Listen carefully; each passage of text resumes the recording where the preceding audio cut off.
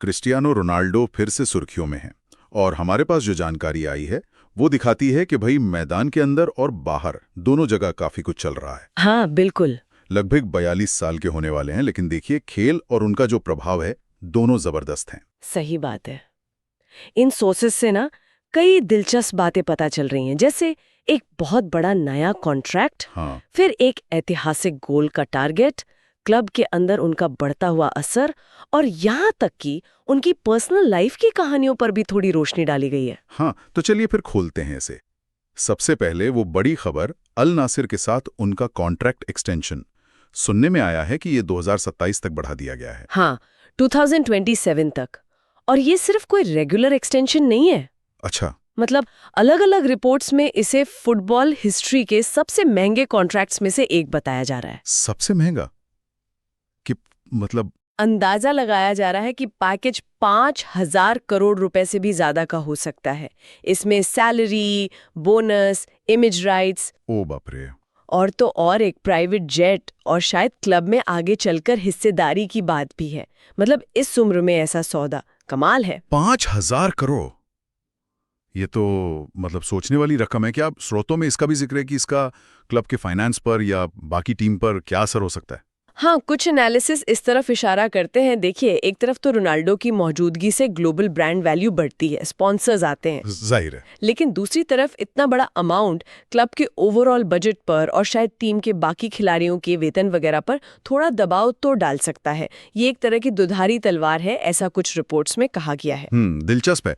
अच्छा, मैदान पर आते हैं। उनका एक नया मिशन भी है करियर में, 1,000 गोल पूरे करना। हाँ, और ये सिर्फ एक नंबर नहीं है। अभी उनके जहाँ तक जानकारी है 938 से ज्यादा गोल हो चुके हैं। 938 तो ज्यादा दूर नहीं है। बिल्कुल।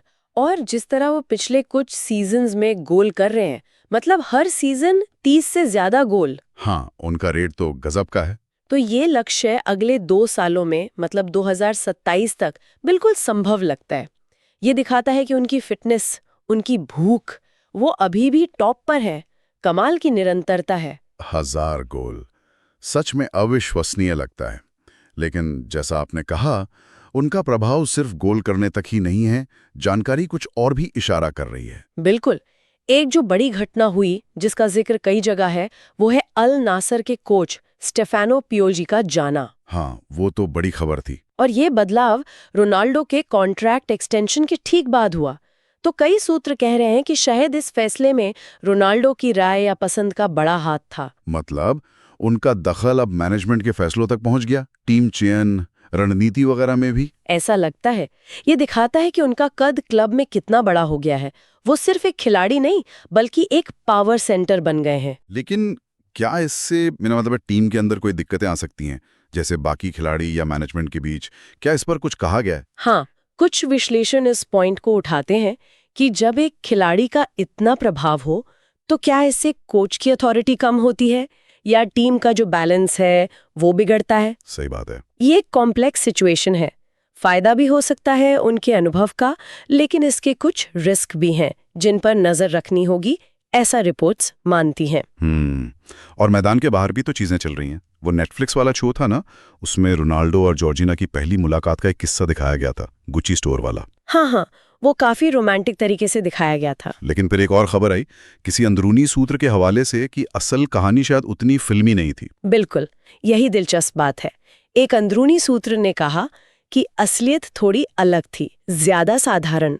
ये दिखाता है कि कैसे उनकी पब्लिक इमेज को बहुत ध्यान से बनाया और कंट्रोल किया जाता है। हाँ, मतलब हर चीज एक कहानी की तरह पेश की जाती है। बिल्कुल। उनकी निजी जिंदगी की छोटी छोटी बातें भी उनकी बड़ी ब्रांड इमेज का हिस्सा बन जाती हैं। तो कुल मिलाकर जो तस्वीर दिख रही है वो एक ऐसे खिलाड़ी की है जो उम्र को तो जैसे भूल ही गया है। सही कहा। फुटबॉल में नए फाइनेंशियल रिकॉर्ड बना रहा है, अविश्वसनीय गोल टारगेट्स का पीछा कर रहा है और अपने क्लब पर शायद पहले कभी ना देखा गया हो वैसा प्रभाव डाल रहा है। निश्चित रूप से उनकी कहानी सिर्फ खेल के बारे में नहीं है, ये उससे कहीं बड़ी हो चुकी है।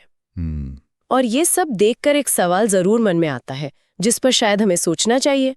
जब कोई खिलाड़ी इतना बड़ा हो जाए कि वो क्लब के इतने जरूरी फैसलों को, जैसे कोच कौन होगा या टीम कैसे चलेगी, इस हद तक प्रभावित करने लगे, हाँ, तो फिर खेल के लिए, टीम मैनेजमेंट के भविष्य के लिए इसके क्या मायने हैं? क्या ये एक नया ट्रेंड है? इस सवाल के साथ शायद आज की बातचीत खत्म करते हैं।